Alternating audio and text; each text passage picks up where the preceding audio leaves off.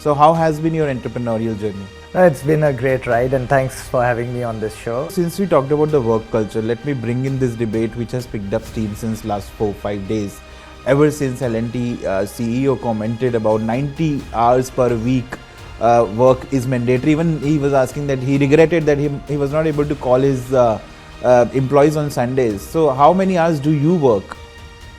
My weekends are very important to me, and I think I'm all about productivity. I work hard. I would say I don't count the hours. Did you ever get an opportunity to meet Mr. Ratan Tata? I was fortunate to meet him. You got an opportunity to meet Bill Gates as well. That's right. That was another wonderful opportunity, and this is some of the good things in this entrepreneurial life. What is the biggest lesson that you have drawn so far? I think biggest lesson is that wherever there is a pain point, there is an opportunity, and solving for the pain through new methods, new innovation, new thought processes, that is where value creation happens. The competition intensity is ramping up with every passing day. Give us the scale and size of the industry that you are operating in. See, the Indian healthcare industry is somewhere between 150 to 200 billion dollars, out of which the pharmacy industry itself would be around 25 to 30 billion dollars. If you would like go back to time, which phase of your life you would like to go back to? Childhood. Okay, and why so, if I can ask you? I think I had a brilliant childhood. So Prashant, thank you so much for joining and sparing time out for Republic Media Network. So without wasting much time, let me start straight a deep dive into your entrepreneurial journey. As far as I have read, you passed out from IIT Delhi from chemical engineering. Then you went on to do your MBA from Stanford. You worked with Hindustan Unilever. You had a stint with an interesting startup called Map My India. Then you again went to McKinsey. You had a stint with the McKinsey also. Then you came back and started HealthCart, right? Then HealthCart to 1mg. Then 1mg to Tata took a stake of 55% in 2021. So how has been your entrepreneurial journey? It's been a great ride, and thanks for having me on this show. I think I grew up in Delhi, studied, as you mentioned, at IIT Delhi. Post that, I was in my first job at Hindustan Unilever. That was a great experience, a great foundational learning experience. And one of my core roles there was I was running factory operations, actually. That's where I learned a lot of my leadership lessons. Thereafter, worked in the brand team across Asia, 12-13 countries I was looking at. Then went for my MBA. That was 2005. So going to the US also was incredibly exciting and important, because I got my first exposure to startups and entrepreneurship and how the Silicon Valley was operating, and it really was infectious. Came back, worked with Map My India, as you mentioned, and after that I was just wondering what would my startup journey be like, where should I operate, and I didn't have a very clear answer that time. So went back to the US with McKinsey in San Francisco, a couple of years there, and I spent a lot of time in healthcare in the US. Right. So that's when I thought, if I were to embark on my own mission, and what would I start up with? So healthcare technology, I knew India will see a lot of evolution of this space of health tech. So let's dive in, let's start that. One part that you missed in the journey, which is not very commonly known, is that when we came back, our first venture before HealthCart, we tried to it was a company called Health Chakra. We tried that for a year or year and a half. That did not work out, but everything we learned from there got utilized in HealthCart and then in 1mg. So yeah, it's been a good journey. I'm grateful to the ecosystem, to everyone involved, all the stakeholders, that things have worked out pretty okay. So what is the biggest lesson that you have drawn out of your journey from working at Hindustan Unilever or working at McKinsey in San Francisco, coming back to India, opening HealthCart, then Tata 1mg, now 9 years of being at the helm of Tata 1mg? What is the biggest lesson that you have drawn so far?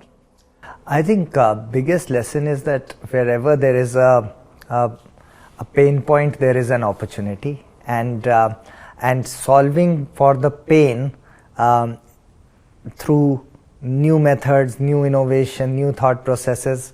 That is where value creation happens. So if you can continuously just identify that where are people facing more problems, and can I find a way to do it better, and just put your head down and systematically work towards that. That is, I think, the one thing that has worked for us, that just stay true to the problem, stay true to the pain point, true to what you are solving and for whom, and then other things kind of fall in place. And I'm very grateful that the ecosystem has matured so much. So if you really have a passion and belief in what you are doing, people come and support you. You find support from various quarters. So it's a good place to be. Right. And also one thing that I want to ask you, just give me the scale and size of the market that you're operating in. You are into online pharmacy. There are a lot of other big players, be it Pharmeasy, or there are many. The competition intensity is ramping up with every passing day. Give us the scale and size of the industry that you're operating in. I think, see, the Indian healthcare industry is somewhere between 150 to 200 billion dollars, out of which the pharmacy industry itself would be around 25 to 30 billion dollars. Diagnostics would be another 10 billion dollars. So somewhere in the 40 to 50 billion dollar range is where we play in. Now, if we look at the pharmacy market, it's a very large and fragmented market. We have over 800,000 pharmacies in the country. It's around 50,000 distributors or wholesalers, and not more than 10% of this market is in the organized sector, where corporates and chains are operating. Within that, out of that 10%, I think probably 3 to 4% would be online, and 6%-ish would be in the brick and mortar organized market. Similarly, in diagnostics, somewhere between 15 to 20% would be in the organized sector, and online is very, very small. So all said and done, I think while we've grown a decent bit as Tata 1mg, still the headroom to build a very large business in healthcare in India is very real. Right. And also let me come to your tie-up with Tata. That's Tata picked up 55% stake in 2021. Right. We also know that there are a lot of big boys, those who are operating in this segment. So I just wanted to ask you the rationale behind having Tata on board with you. Was it a deliberate, calculative decision? Because you were competing with someone backed up by Reliance, you were competing with someone backed up by another big boy. So was it a calculative decision just to stay afloat and thrive and to compete with those big boys? You have to have someone like Tata's? I think when the conversation happened in 2021, we were looking at it in a very different way, actually. We had financial capital in the company, but Tata is the one brand name that stands out for trust. Exactly. And when we operate in healthcare, I really feel that our aspiration was to be the most trusted, the most significant, high quality healthcare company in the country. And if that dream were to be a reality, a partner like the Tata Group seemed to be the most ideal, because it's a group that had over 150 years of its legacy that is built on primarily trust. Consumers believe that in the Tata Group, and when we operate in healthcare, the currency is trust. At the end of the day, if you have a consumer's faith and confidence, and you can deliver on that over a period of time. And we always used to wonder that a group like Tata's, why do they not operate in healthcare? And we were very, very glad when they approached us that they would like to do that and like to do it with us. So we thought it just the ideal partner to take this journey forward. So they approached you, and then it was a sort of an accidental. You were not eyeing for this kind of a tie-up, right? So they approached us because they were, at that time, the group was crafting its own digital and healthcare strategy, and they looked at the entire market, and I'm sure they would have seen all the players in the ecosystem, and for whatever reason they felt that this was a team that they could feel comfortable working with and building this vision forward. So it was a very good kind of alignment that happened at that point. Right. So when this thing happened, did you have any sort of a skepticism? Because for entrepreneur, startup is its own baby, right? You nurture it. So did you have that any sort of a skepticism once I will have Tata on board with us? Your freedom, entrepreneurial freedom might go away, or there are some sort of a freedoms you might have to let go. So did you have some sort of these kind of skepticism? I think we'd been in the business long enough. We knew that getting into a larger corporate setup would have its own governance requirements, processes, systems. A lot of those will, and I think that's a part of a company growing up. So we were cognizant of that. That yes, there will be certain. Certainly on the governance aspect, we pretty much try and operate as much like a public company now as, and while it has its overhead, it has its huge benefits over a long term. And as I said, our intent is to be a healthcare corporation of significance and scale. So I think this process accelerated that formalization and growing up.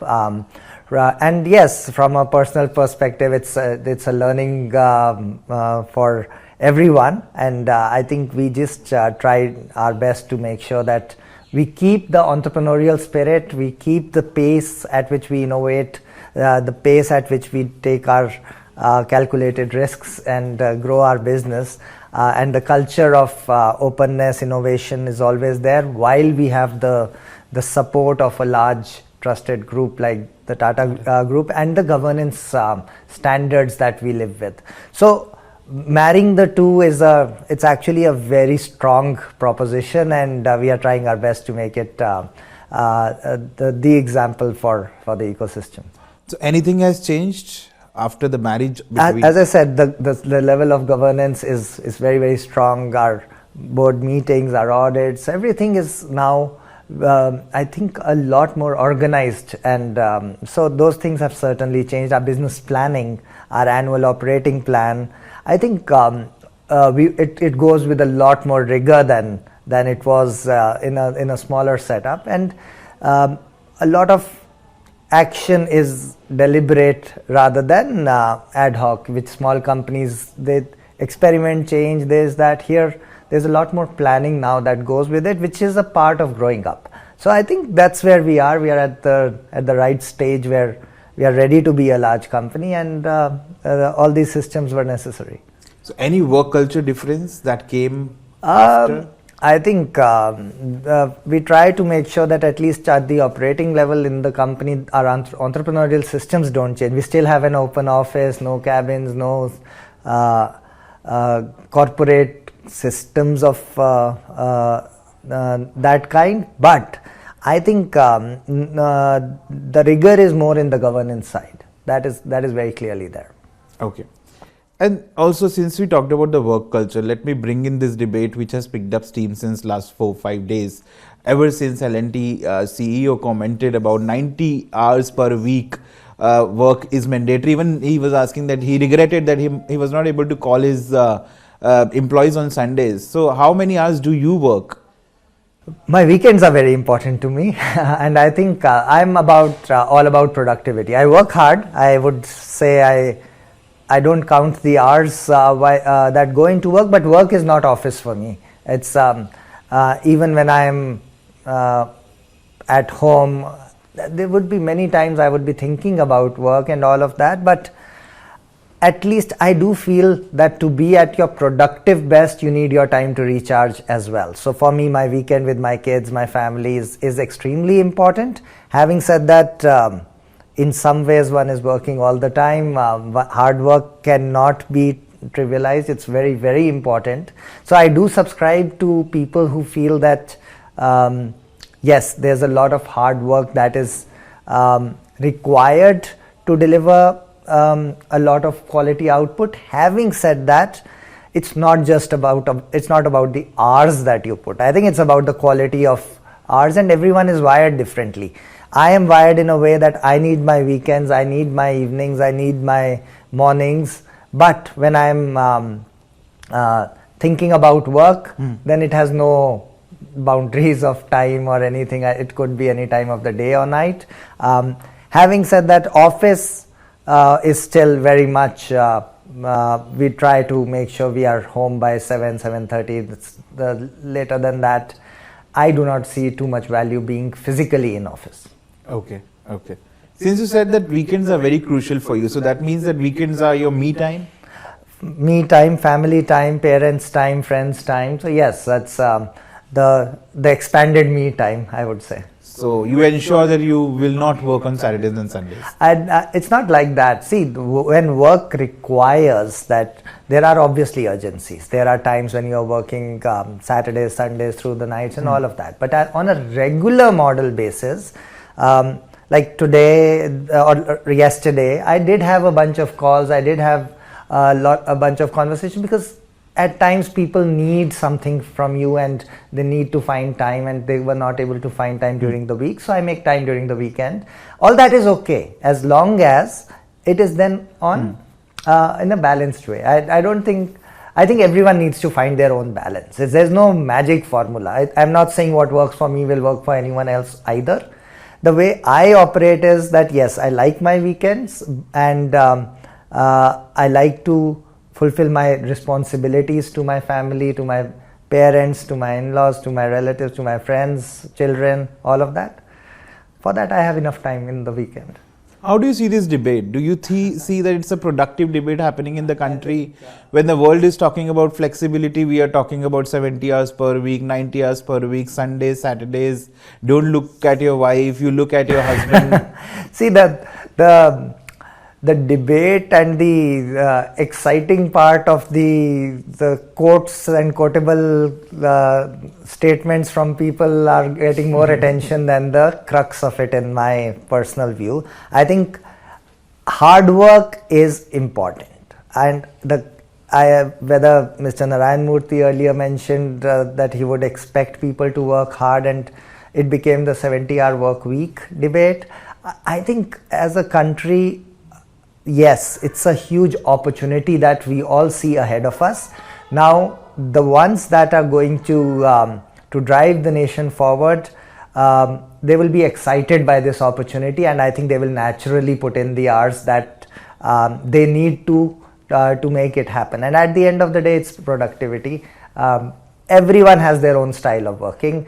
Some people need to spend more active hours in office to make it work. Some may spend less time in the office, but when they are free, that time also the mind is working. So it's not that the mind stops.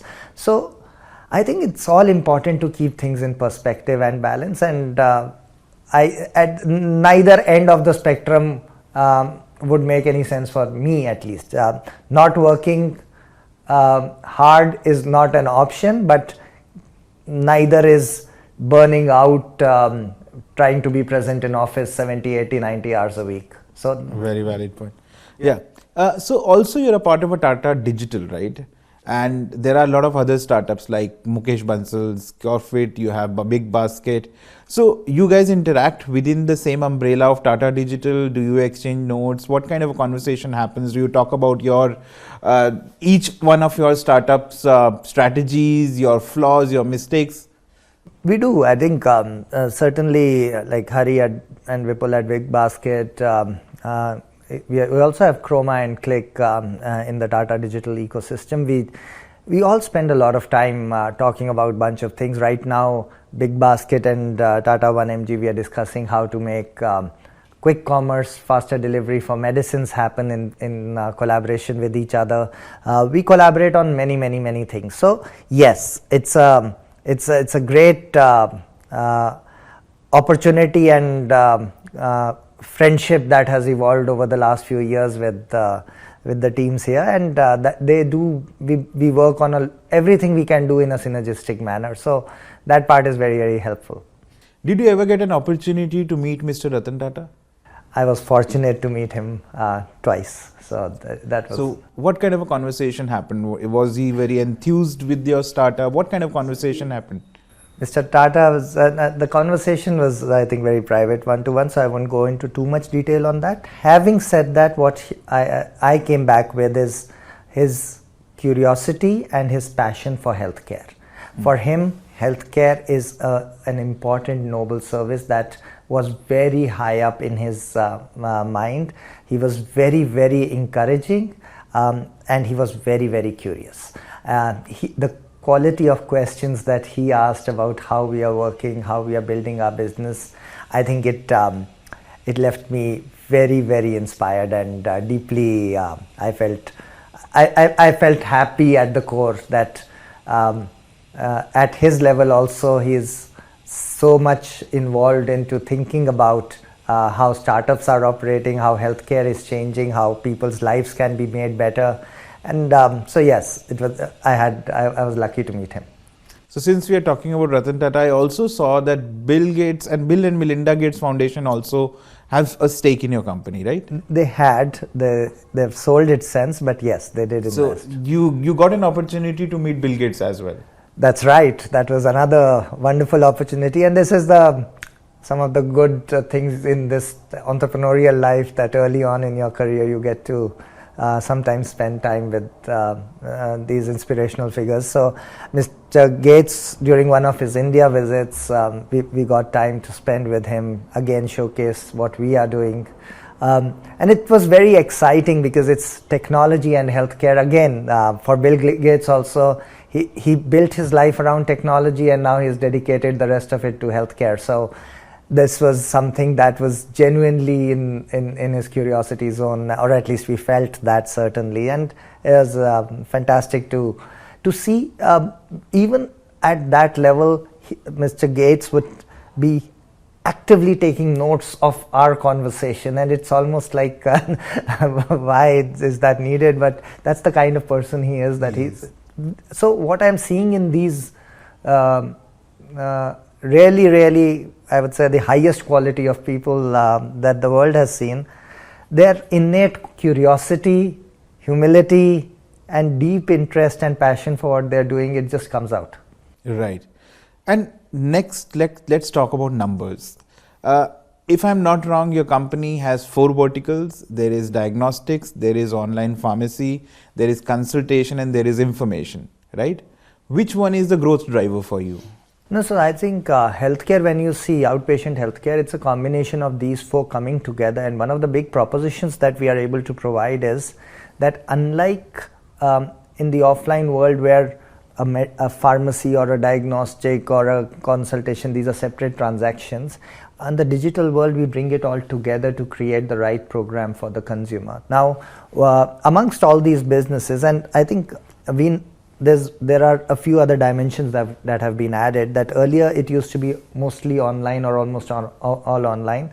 Now one of our big growth initiatives, or 2 of them, would be our institutional business and our brick and mortar business. So our physical centers, that we have around 85 of them across the country, which is again an offline 1mg where you have medicines, you have diagnostics. Hopefully soon we'll enable consultations as well. We've got that. Then institutional business, we are working with some of the largest corporates and insurance companies to deliver healthcare to their beneficiaries. Also hospitals, also pharma companies. So we are working with large institutions. So in terms of what the business today looks like and what are the exciting areas of growth, as I said, in our core part, pharmacy, we're not even 1% of the market. So much headroom, so much to grow. Definitely growth will continue. Diagnostics, open market, so much. India is an underdiagnosed nation, and within that the quality players are few and far between. So the opportunity to create a large diagnostics business is there. And now that the insurance and corporate ecosystem is growing, the specialty pharma ecosystem is growing, we see boundless opportunity. So one of our primary challenge actually is what not to focus on right now rather than what to focus, because there's just so much to do. So what we have chosen as the areas that we are certainly going to grow is our core pharmacy, diagnostics, yes, the corporate channel certainly, and the brick and mortar channel. Those are the areas where we'll see aggressive expansion. In one of your interviews, you said that diagnostics has the maximum margin out of all the verticals. And the transactions, the number of transactions that happen is maximum in online pharmacy, right? Is it still sustained and continuing? That's the nature of the healthcare delivery system, that medicines are consumed a lot more and a lot more frequently than people get lab tests done. So you get your tests done on a as needed basis, and medicines you have pretty much through the year. So the number of transactions and the reason for you to engage with Tata 1mg for medicines will always be much more. Having said that, in diagnostics, that's true that it's a much more of a nuanced service, and it's at a much higher margin than pharmacy. So that argument holds, I think, and it will continue to hold. Also, some core diagnostic companies have also raised the issue of discounting. That online platform like yours is providing massive discounts on diagnostic, which is not sustainable in the long run. What do you have to say? I think, there is tremendous opportunity to provide better value and high quality in diagnostics, because there are significantly high margins. The right price has to evolve over a period of time. We also have our marketing initiatives where there would be times where we want people to try out our service and see how good we are. And at the end of the day, the market will stabilize at the right price. So I think net we are in the zone where we are able to price our service at a level that brings more consumers into this ecosystem. More people are willing to get their preventative tests done, get their lab tests done. So we are in a sense growing this ecosystem. I feel that there was an opportunity to bring more people into this ecosystem through better pricing, and I think some of it is validated. And yes, once people try out our service, then they realize how good we are. Mostly they do stick with us. What is your national footprint as far as the service is concerned? So our pharmacy services are available pretty much across the nation. Around 20,000 pin codes we cover. Our diagnostics service is presently available in 55 cities across the country. Right. So that's the. So what is your next plan? So as I said, in diagnostics, we are expanding the range of tests that we offer. We are bringing a lot of new tests also. We are expanding the geographic coverage. We are opening new labs. Very soon we will have a lab in Patna, in probably Bhubaneswar. We are looking at 3, 4, 5 cities where we will set up labs in the coming phase. In brick and mortar physical stores, we will be going deeper in Delhi, NCR, Kolkata, Jaipur, Lucknow. So we are expanding in a very, very well thought out manner, and I think over the next year or two we'll be a much more multi-channel, integrated, omni-channel kind of a healthcare company. So that's what we'll be setting up. And when are you going to be profitable? Because you have. I think that's always a big question for online companies, and I'm very happy to share that on most of our core business lines that have been in operation for over a long period of time, we've now reached a stage where they are self-sustaining and profitable. On having said that, we will continue to invest in the new lines of business, things like, as I said, brick and mortar retail, corporate health and wellness, new consumer products, etc., etc. So you have to disaggregate the business. Overall, we are still in investment phase. As a company, it's a choice. If we want to grow fast and invest for the future, which we intend to do, we will probably have a path to break even over a few years. But all the core business lines that have been in place, they're all already breaking even. Right. So also your losses have also declined, right? Yes, 75%, yes. If I'm not wrong. Yes, as I said, because the businesses are turning profitable in their own right. So standalone, all our businesses are now doing well. So we are, in that sense, our losses have really come down. Now most of the losses are because we are investing for the next phase of growth and future. And that opportunity is so compelling that we don't see a reason not to invest right now. So have you set any timeline for yourself that you want to see the company profitable by end of 2025, maybe 2026? I would keep the lens very clear that yes, on all the core lines of business, the coming financials should be fully profitable. Having said that, separate out all the investment. I would probably go even more aggressive to invest and grow out the new opportunities. As I said, there's healthcare in India is going through a rapid transformation. There's so much opportunity and there's so much need to solve it fast. So if capital continues to be abundantly available in the ecosystem, there's no reason not to solve all of those problems faster. Right.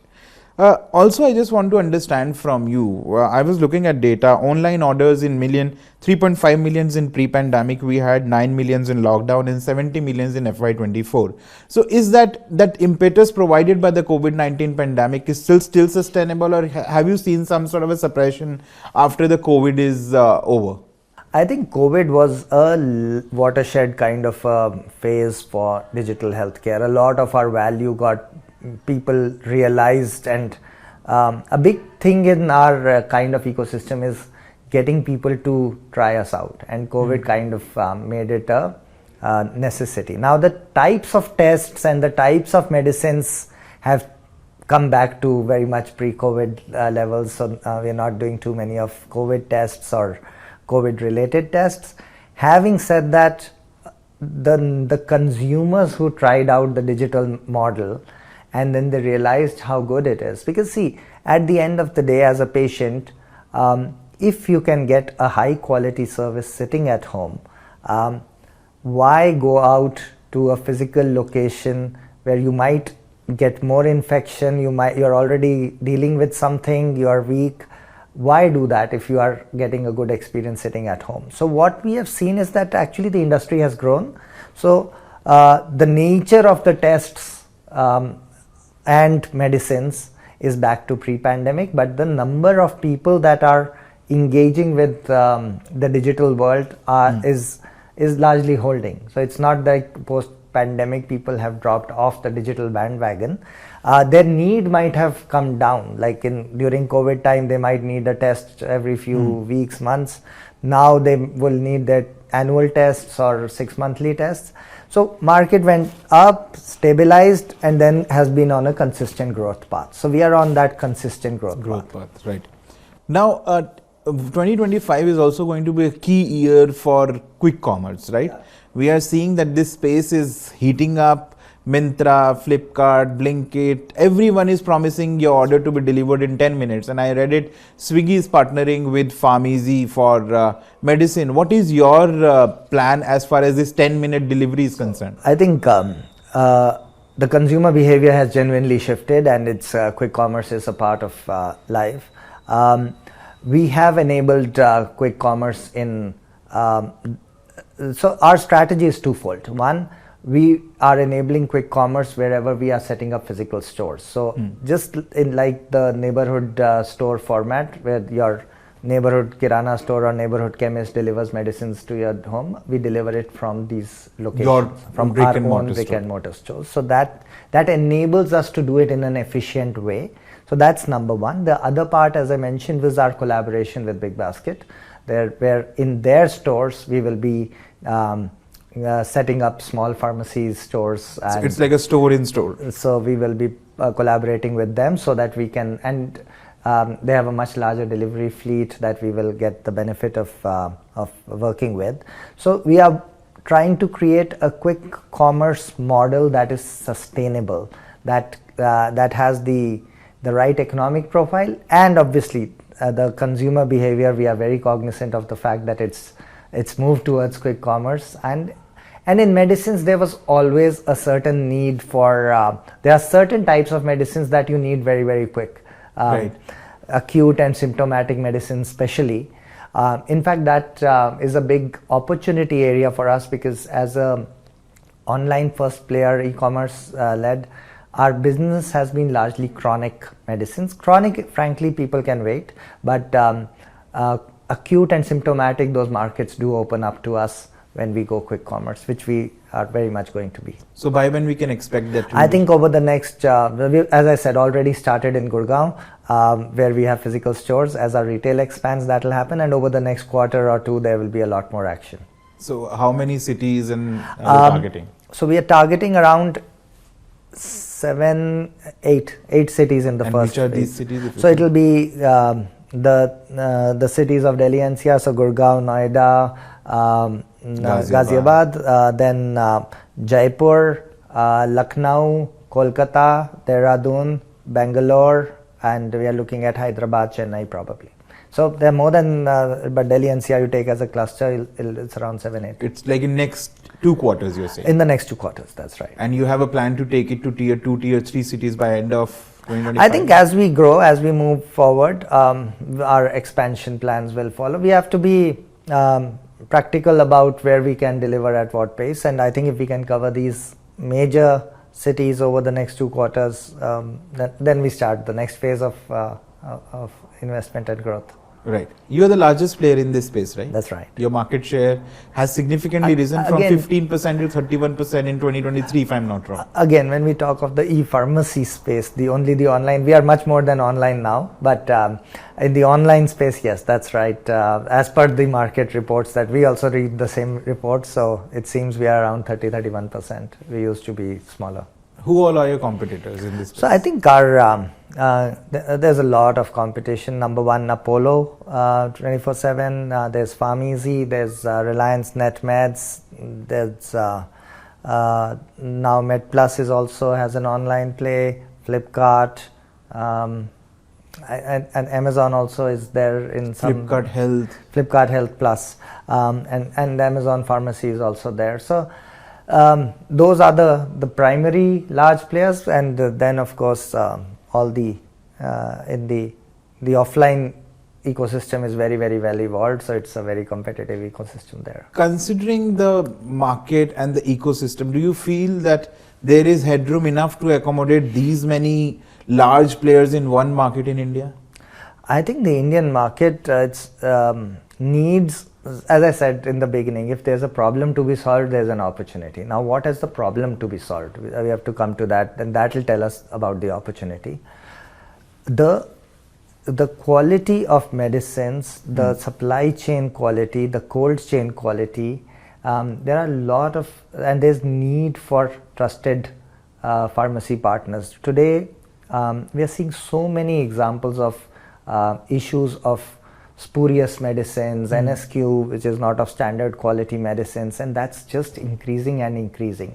Common medicines that the patient takes, most of us are not even aware, and honestly, even the retailer, the pharmacy we buy from would not know whether they are coming from the pharma company or somewhere else, because there's no track and trace in our ecosystem. Right. And the only way for a consumer to really feel comfortable with what they are getting is if they can trust their partner who's getting those medicines to them. All said and done, I think in the country there would be a handful of players like Tata 1mg who have the scale and capacity to buy directly from pharma. So we buy directly from pharma. End-to-end supply chain is temperature controlled. All our warehouses are air conditioned, temperature, so right up to the delivery to the consumer. Everything is 100% authenticated that it came from pharma, and 2, temperature controlled. Now, I don't think too many players can claim that in the Indian ecosystem today, and that is incredibly important. And why is it important is because sooner or later the consumers will demand better quality in the medicines that they receive. So is there an opportunity? I think as we solve the problem, the opportunity is becoming more and more clearer to us. We are providing the best quality medicines at the best prices, so and we are not even 1% of this market. So it's a huge opportunity.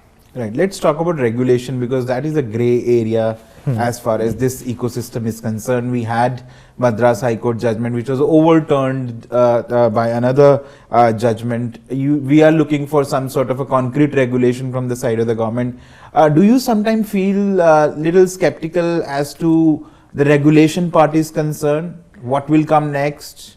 I think that debate has been going on forever, and see, there's a Drugs and Cosmetics Act out there.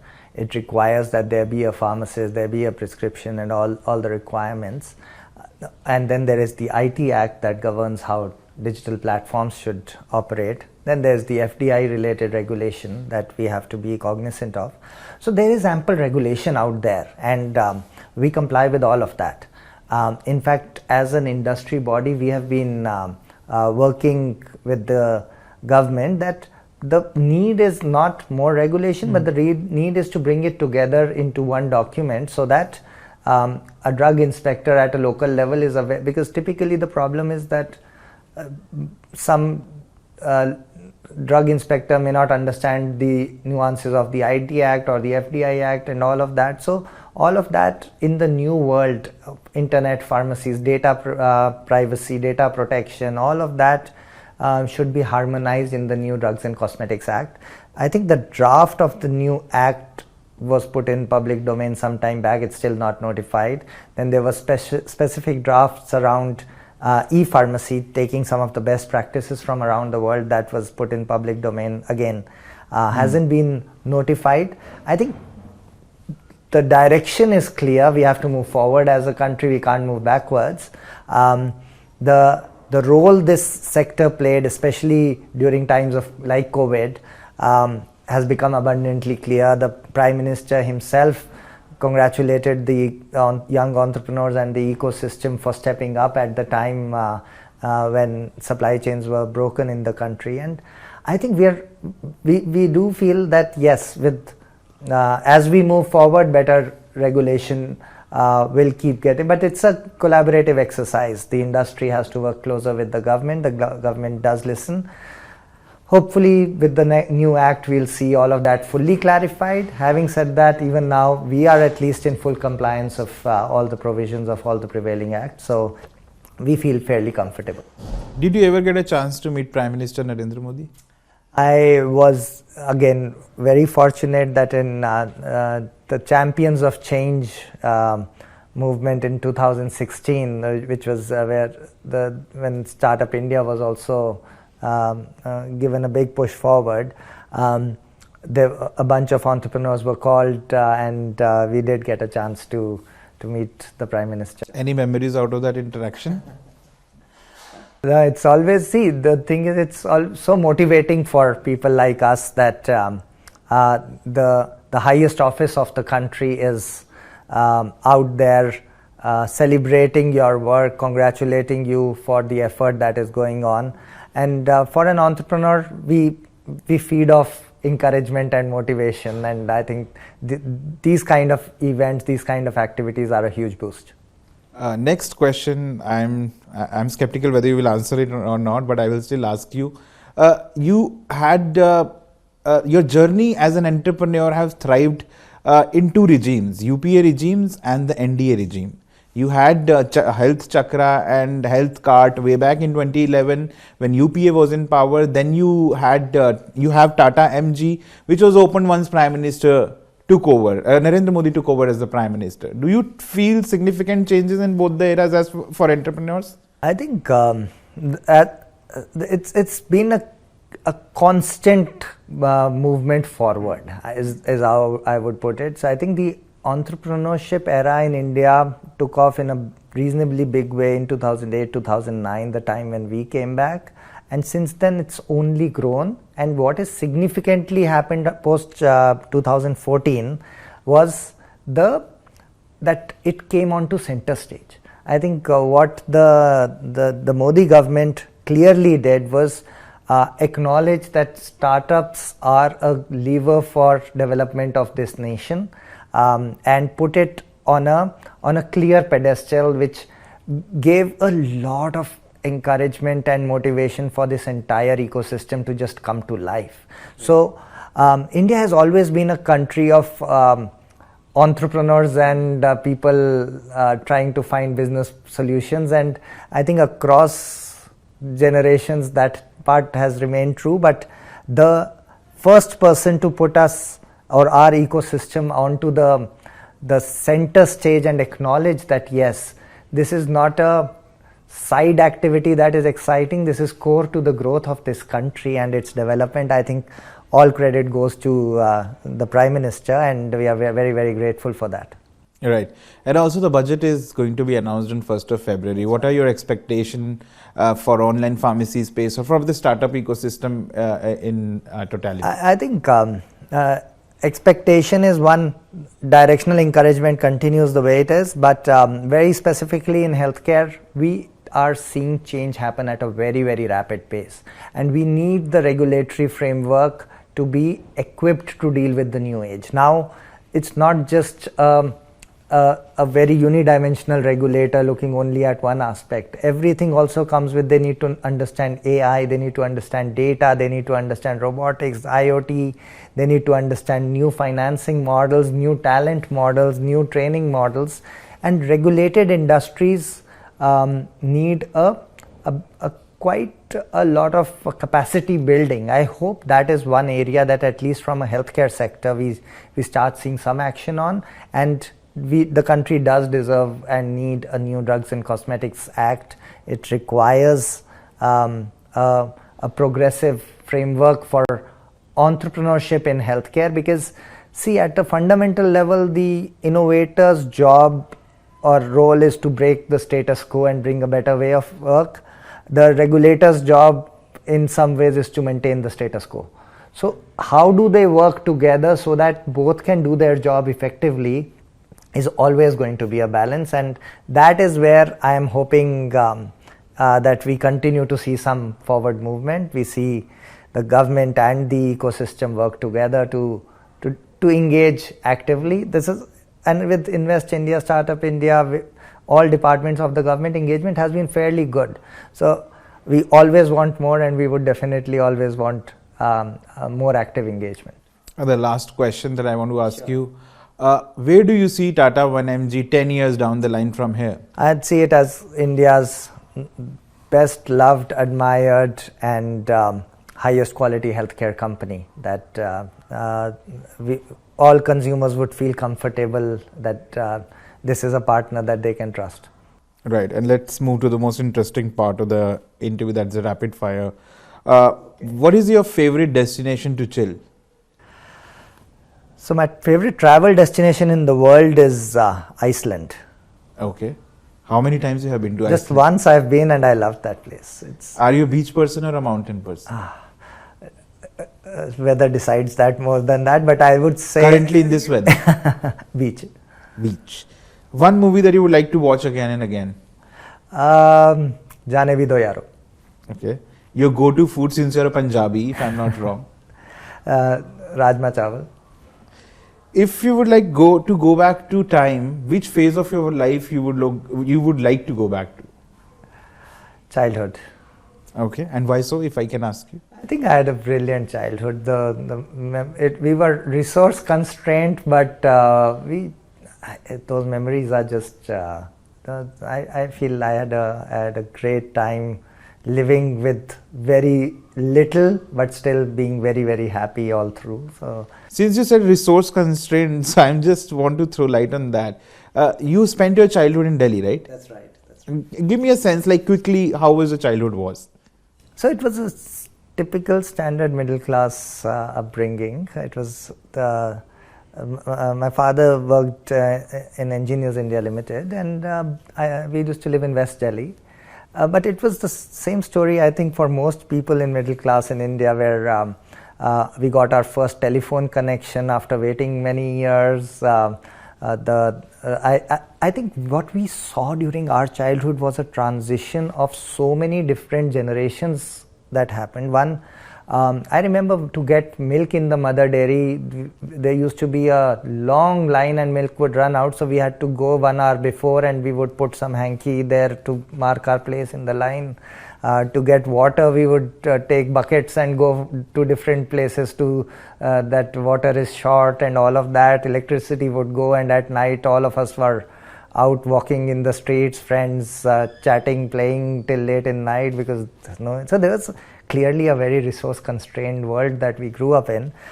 Then came cable TV, changed life in a very interesting way. If there's some entertainment that came, and with all of that, VCRs, then VCDs and all that stuff. Then I think with liberalization, the world completely changed around us. The advent of internet we saw happen in front of us. Then the mobile revolution, then 2007 smartphone revolution, and now the coming AI revolution. We've just seen so much in this condensed span. And I think my growing up childhood, I would say from till I went to college, so that is most of the 80s and 90s, too much, we saw a lot of good things happen in a very short period of time. So I think that was a interesting phase. Which part of West Delhi you were born Janakpuri. in? Janakpuri. One mantra for entrepreneurs. I think focus on the core. I think one of the most important things that I have learned is that very early, if you are able to understand what is controllable and what is not controllable, and make sure you divert all your energy to what is in your control, you'll be much more productive and much happier, because a lot of things that will happen and affect you will not be in your control. Competitor raised money, somebody, some regulatory change happened, this happened, that happened. You may not have any control over so many things, but obsessing over that is not going to yield anything positive anyway. You have limited amount of energy, focus it on what you can control. Are you adding or creating something fundamentally useful? If you are, keep at it. If you are lucky, things will work out. Your favorite pastime thing? If you're not working, what activity will we find you doing? I do sit in front of the TV and just relax, or I play with my kids. So right now, one of my favorite activity is playing table tennis with my young son, who has just started learning. So, and he's getting better, and I'm hoping in a year or so he'll be able to beat me. So I'm enjoying that. One web series that you loved a lot and you still want to watch it again? This was, let me come back to it. There's, what are you reading now? We will come back to it. So, reading is one thing that I need to pick up again. I've actually been off reading for a while, unfortunately. So this year's resolution is to get back to reading. There's a long list of books. But if I were to mention the book that is fundamentally the kind of book that I enjoy reading, then something like Siddharth. Okay.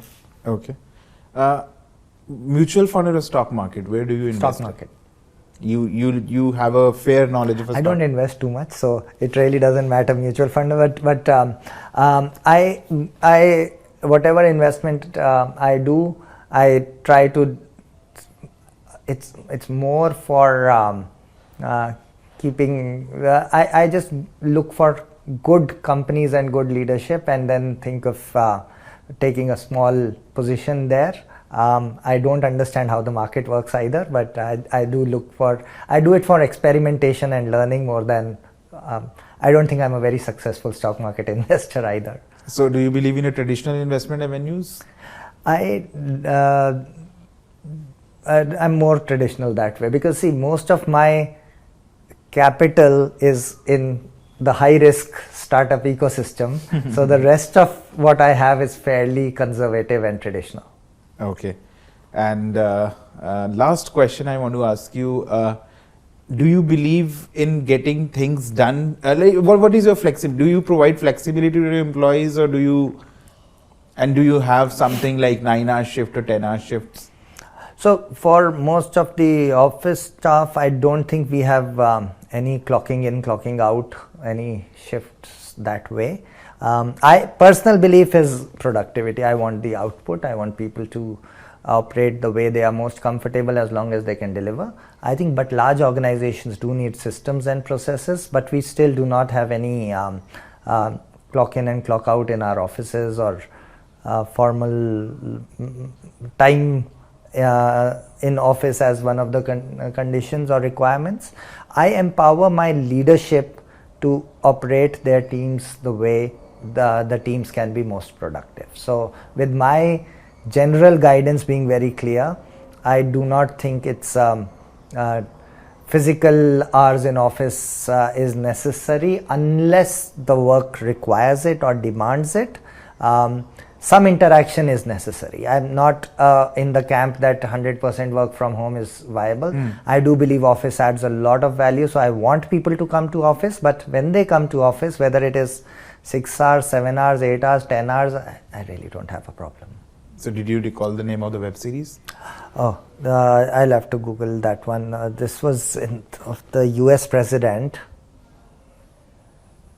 How can I forget? I'm getting older. But I'll Google it, actually. Just give me 1 second. The first one? Maybe you can edit it. No. I'll get that.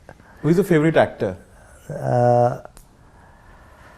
Favorite actor in the Indian ecosystem presently? I think I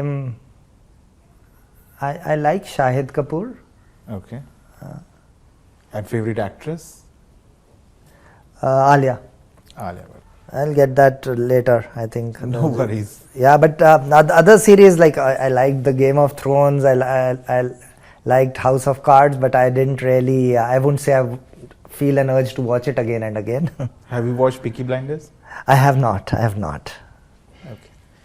Thank you, Mr. Tandon. Thank you for speaking to us. I think we have stretched. It's the West Wing. Okay. West Wing? Yes. Okay. Thank you so much for sparing time out and speaking to us. It was a wonderful conversation, I guess. And we have stretched beyond our time. So thank you so much once again. Thank you. Pleasure to be here. Thank you.